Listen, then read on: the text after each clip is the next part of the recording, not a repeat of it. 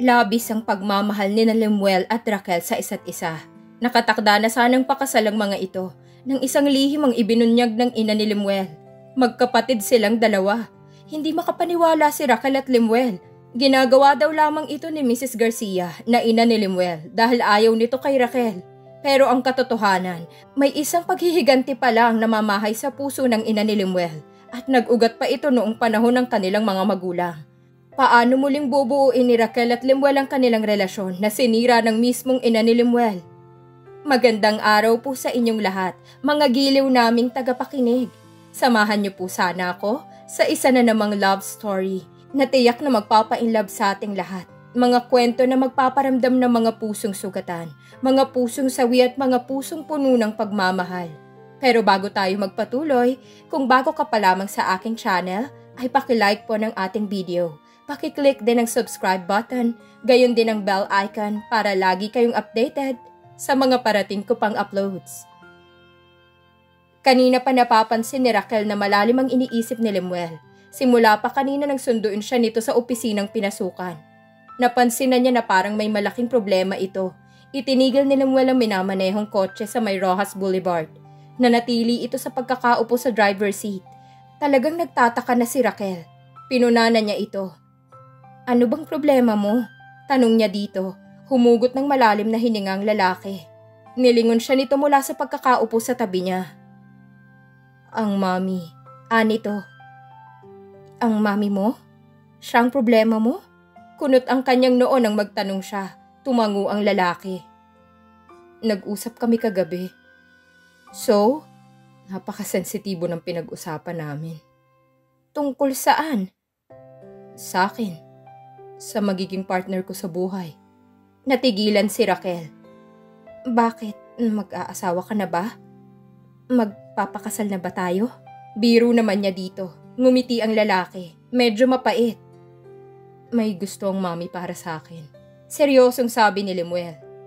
Gusto? Hindi maintindihan ni Raquel ang ibig sabihin ng katipan.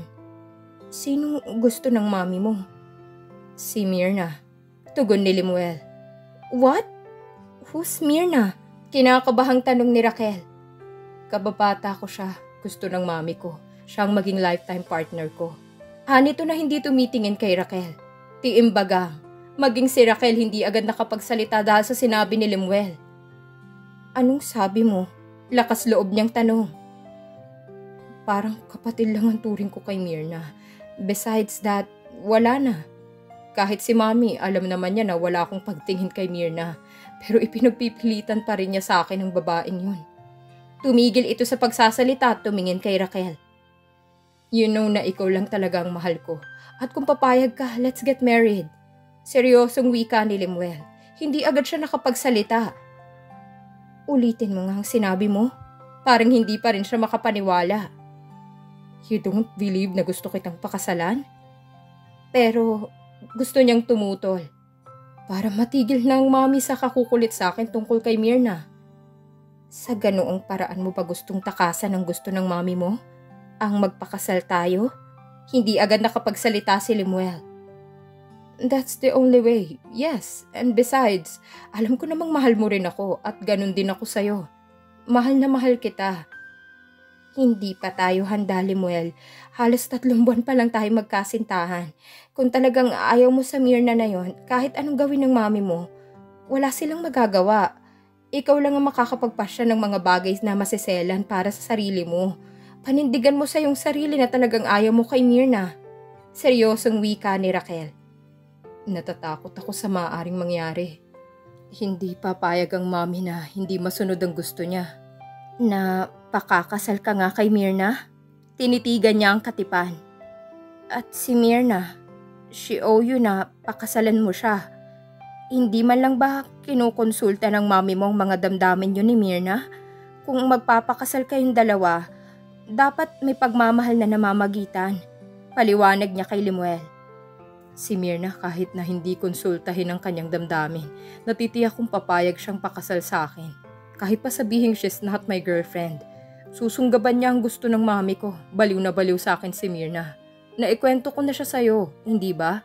At natatakot ako sa maaaring gawin ni mami at ni Myrna. Anong maaari nilang gawin? Nag-aalalang tanong ni Raquel. Hindi ko pa alam. Pero kapag ginusto nga ng mami, gumagawa ito ng paraan para masunod ang gusto niya.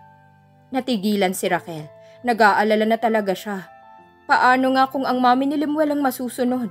Pakakasal kaya si Lemuel kay Myrna? At paano naman siya? Now I ask you once again, Raquel, pakakasal ka ba sa akin?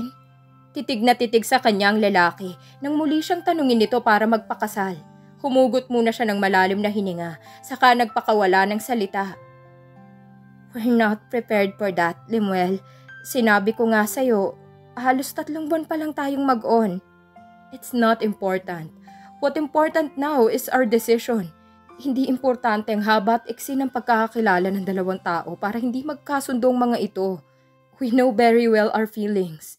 Mahal mo ko at mahal na mahal kita. Paliwanag ni Lemuel. Totoo ang sinabi ng lalaki. Hindi mahalaga ang haba o iksi ng pagkakakilala ng 2 tao para magkasundo sila o magpakasal. Mas importante yung mga nararamdaman nila. Meron nga dyan isang araw lang magkakilala nagpapakasal na.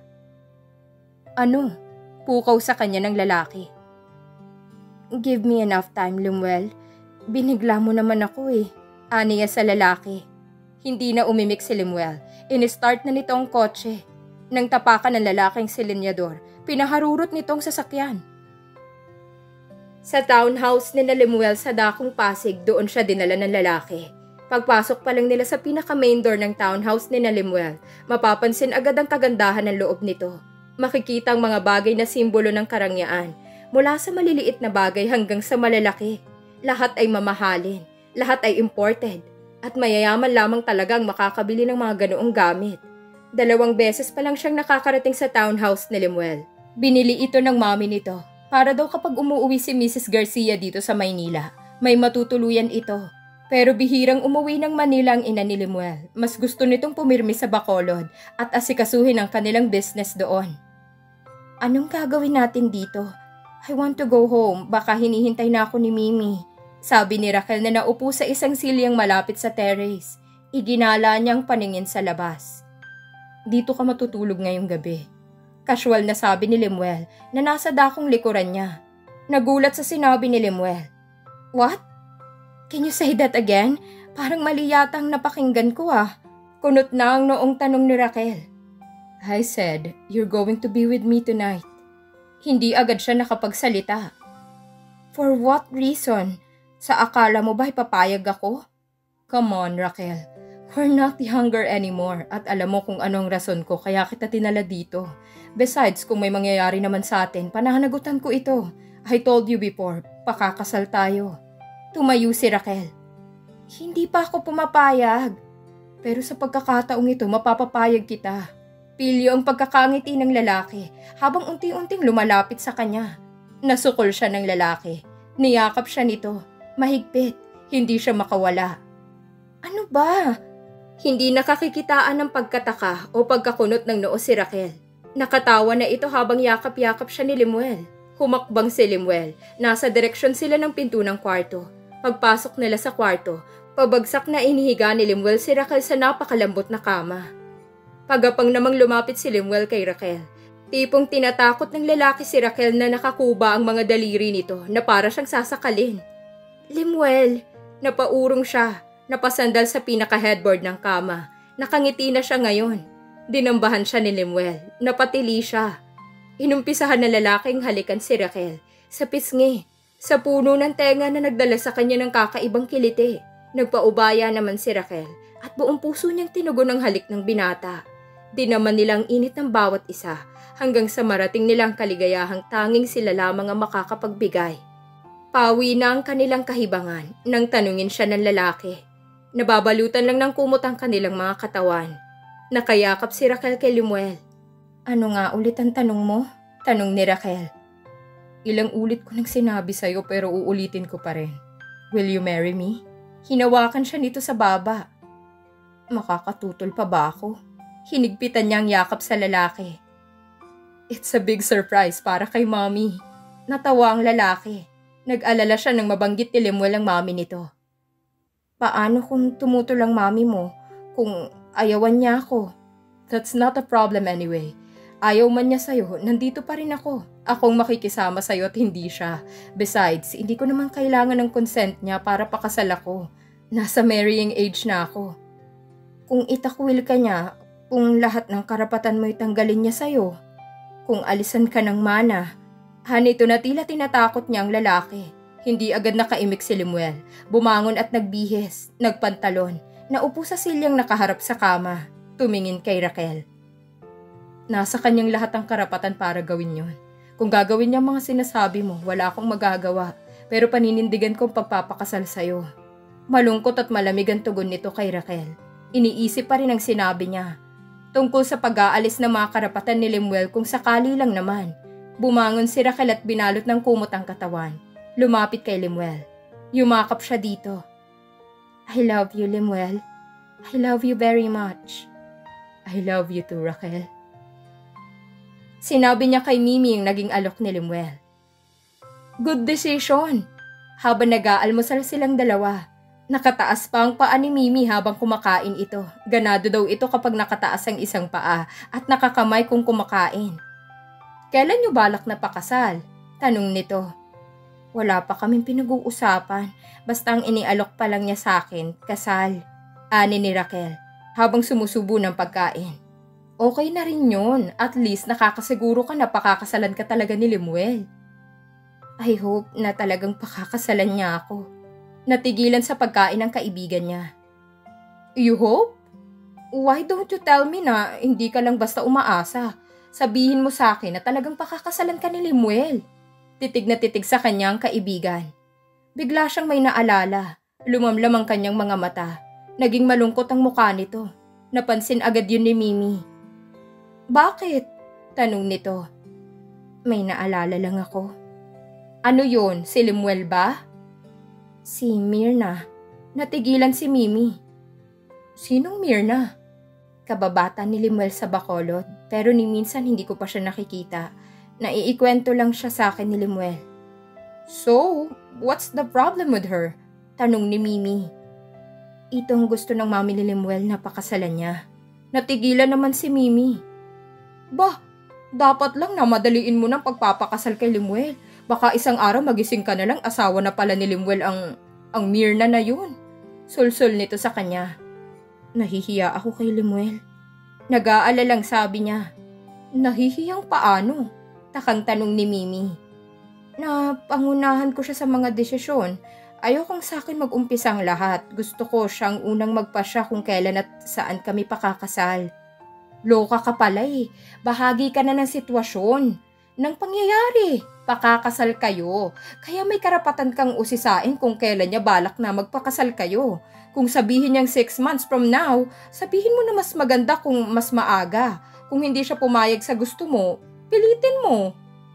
Baka hindi siya pumayag. Raquel, nasapo ni Mimi ng palad ang sariling noo.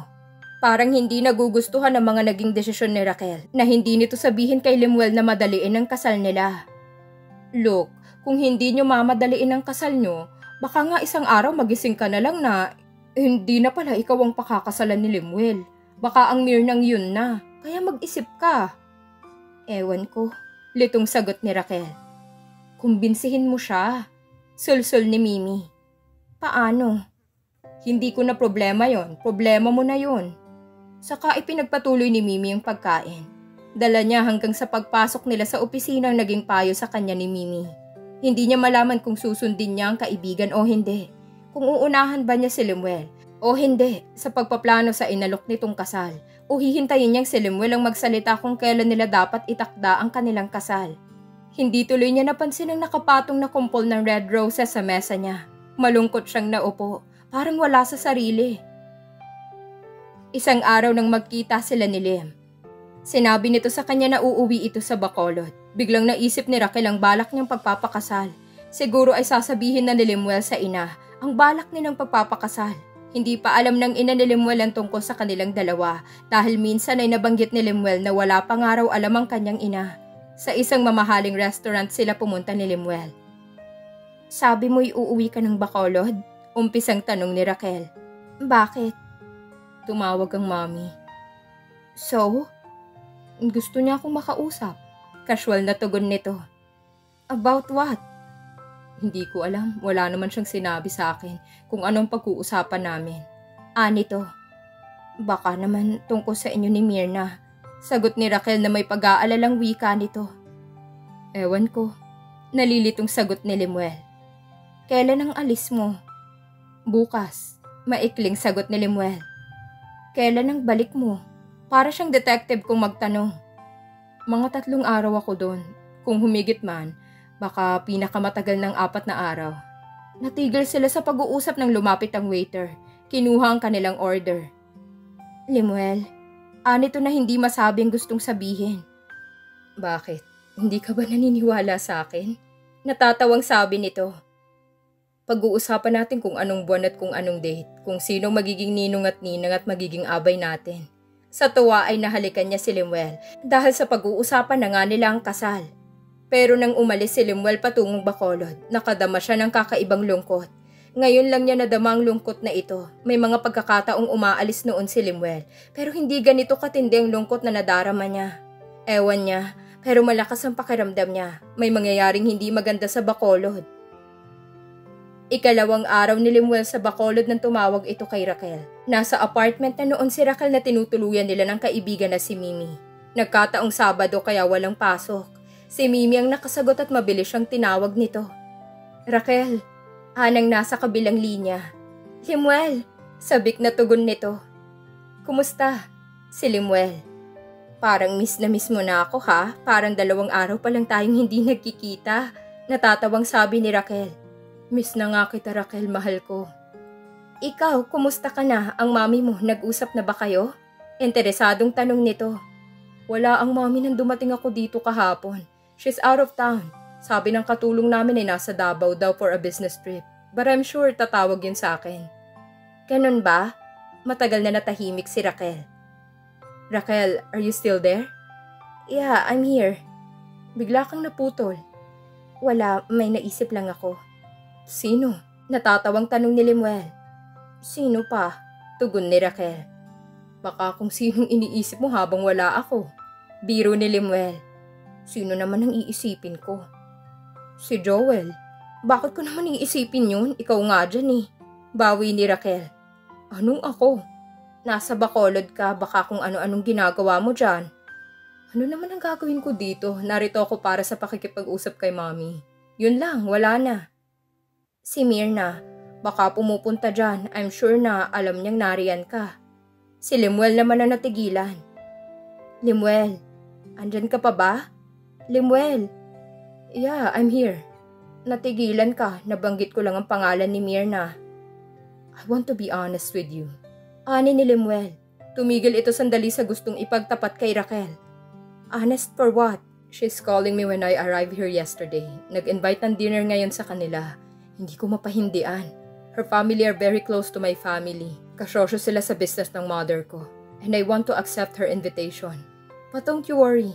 Isang pagbibigay lang to. Maliban dun wala na. Lemuel, nag-aalalang wika ni Raquel. Alam ko nang sasabihin mo na pag-usapan na natin to. Uuwi ako dyan para pag-usapan ng kasal natin. Just wait for me and make yourself comfortable. Hindi ako mawawala sa'yo. Natatawa pang sabi ni Lemuel. Nang matapos ang kanilang pag-uusap, sa halip na maging masaya siya, ay naiisip niyang magkikita sina Lemuel at Myrna. Dinner time, pero walang ganang kumain si Raquel. Nilalaro lamang niya ang pagkain sa pinggan. Napansin siya ni Mimi. May problema ka ba? Tanong ni Mimi. Nag-angat ng muka si Raquel. Sinulya pa ng kaibigan. Malungkot pa rin. Walang response mula sa kanya. Lalong nagtaka si Mimi. Bakit ba? Si Lemuel na naman ano? Mangiyak-ngiyak na tumango si Raquel. Ano naman ang ginawa niya sa'yo? Wala. Mabilis niyang tugon.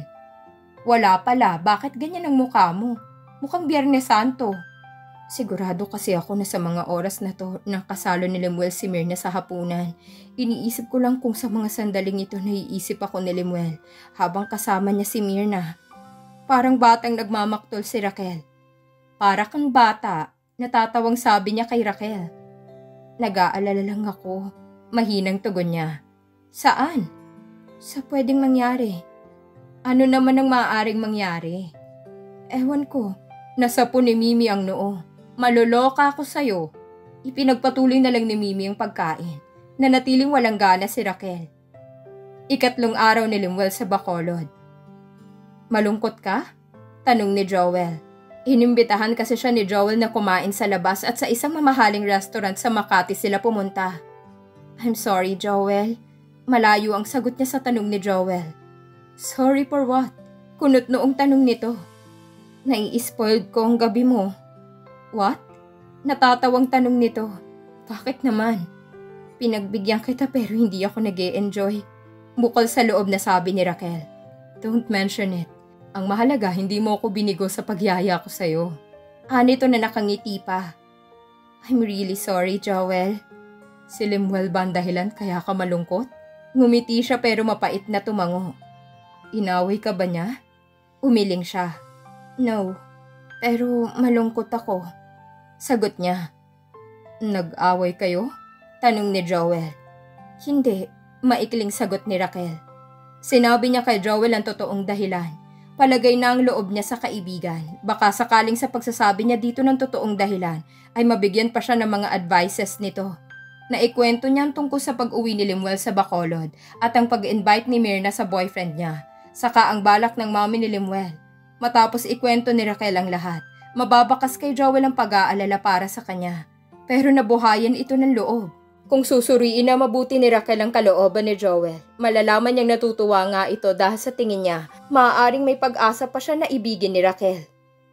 Anong malay ko? Sa isip ni Joel, baka biglang magkatotoong sinabi ni Raquel na ipakasal pala ng mami ni Lemuel ang katipan niya kay Myrna. Di malaking pagkakataon ko na to para makuha kong simpatya ni Raquel. At dyan muna nagtatapos ang kabanata ng ating kwento. Huwag kalimutang i-like, i-share, at mag-subscribe para updated ka sa susunod na episode. Kita-kits sa next chapter!